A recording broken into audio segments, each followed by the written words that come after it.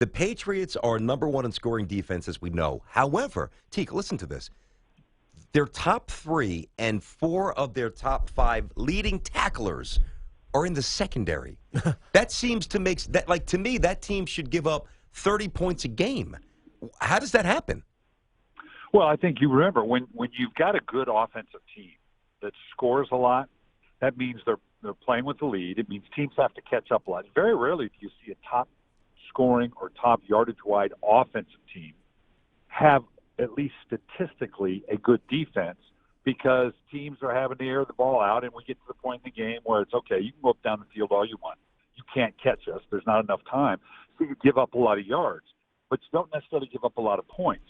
So it's not, and then obviously more teams are throwing, and the more they're going to get the yardage down the field, the more your DBs are going to be involved with making tackles. So a very good team with a very good offense, even if they have a really good defense, are probably going to give up those kind of numbers. So it's not too incongruent at all. Yeah, no, it is. And you see that with the Atlanta Falcons is a perfect example. Number one scoring offense in the National Football League. Their defense is, back of the pack at 20-something, 26 or something like that. So it does exist. But when you talk about this New England Patriots defense, coach, and what the Pittsburgh Steelers are likely to try to do to them, is it more of what the Steelers have done, which is run the ball a ton and get Le'Veon Bell involved, or is it to try to stretch them out and throw some different looks at them? How do you beat New England is really the question, especially in New England. Yeah, here's the tough job, because you got to look back and, okay, who has done that, particularly the playoffs? But you go back to the Baltimore Ravens game. They ran the ball very well. I think they ran for better than 160 yards. Joe Flacco did not throw any receptions. He had like 3 touchdowns. They got some turnovers.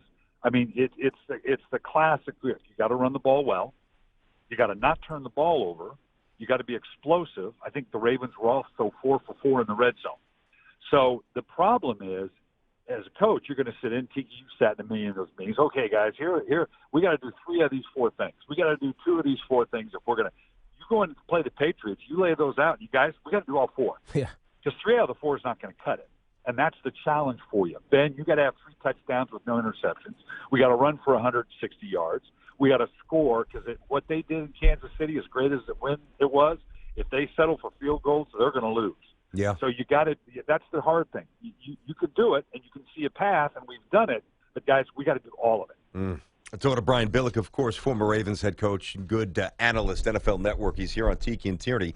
All right, so, Brian, you didn't have to deal with social media. I'm trying to think, your last season with the Ravens, was there any social media? It wasn't very influential, but do you remember any of it?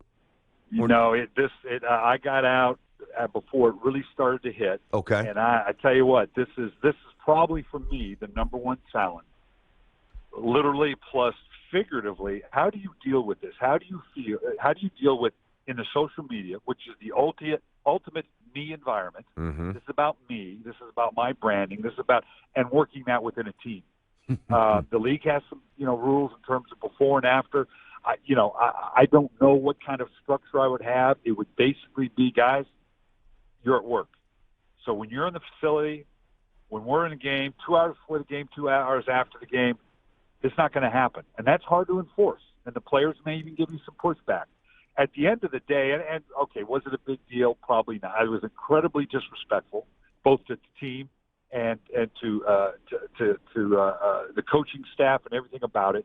And I think Antonio Brown knows that. I think he's embarrassed by it. But the thing I would make, it's a great teaching opportunity, because it would be, guys, what do you think it's going to take to be a champion? Is this the kind of, you think this is going to be accept this kind of mentality? I know it was exuberant after the game and this, that, and the other, but do you know what it's going to take to beat New England and then go to the Super Bowl and win? And is this the kind of mentality that it's going to be? It's kind of like, with the group going to Miami, in New Giants, York. It's yeah. like, do you just not get how hard this is and the total mindset that it takes for us to win? Well, that would be my concern. but Brian, part of the problem there is that you'd have to almost deconstruct the mind of the young athlete, because in their heads they think that they can simultaneously do both. Yeah, I guess I'll put it this way. Can you imagine this happening with the New England Patriots? No, and that's what Julian Edelman said. And that's the benchmark, whether you like or don't like, and however you think of Belichick and whatever, that championship pedigree, what they're doing, that's kind of the, what would Bill do, so to speak. And that's the challenge for Mike Tomlin.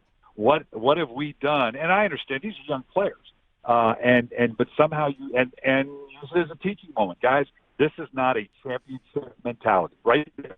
So somewhere between now and this weekend and beyond, we got to learn what it is to be a champion, because this stunt was not the act of a champion. Bad look. Brian Billick with us here, of course, former Ravens world champion head coach, NFL Network analyst, Tiki and Tierney. Yeah, no, you're right, Coach. And I think Dabo Sweeney did this at Clemson. I think he banned guys from social media during the season, and it worked, obviously. They didn't have many distractions. They won the national championship this year. Let's jump over to the NFC championship game. Coach, Matt Ryan has been unbelievable. He's already started to win some of these awards. He's likely to be the MVP. But the magic that we talk about, how do you combat that? If you're Dan Quinn and all you're going to hear all week is, oh, Aaron Rodgers is the greatest quarterback ever. He makes these throws that nobody can make. He's going to will or magically find a way to win these games. How do you fight that perceptually if you're Dan Quinn and the Atlanta Falcons? Well, again, it's a great teaching moment, because rather than, I jokingly, someone said, well, what would you do to prepare your team? Well, first I wouldn't show them any film of Aaron Rodgers, because it would just scare the hell out of you. Going, how are we going to stop that? But seriously, the teaching moment is, guys, this guy, we know there's something special going on with this guy right now. It's going to take, kind of like we talked before, all hands on deck, because we can stop this. Particularly the receiving core is down, their secondary's beat up. We got to play our game. It's going to take care of offense. You're going to have to tear up that secondary. Defense, you're going to have to not give up the big plays.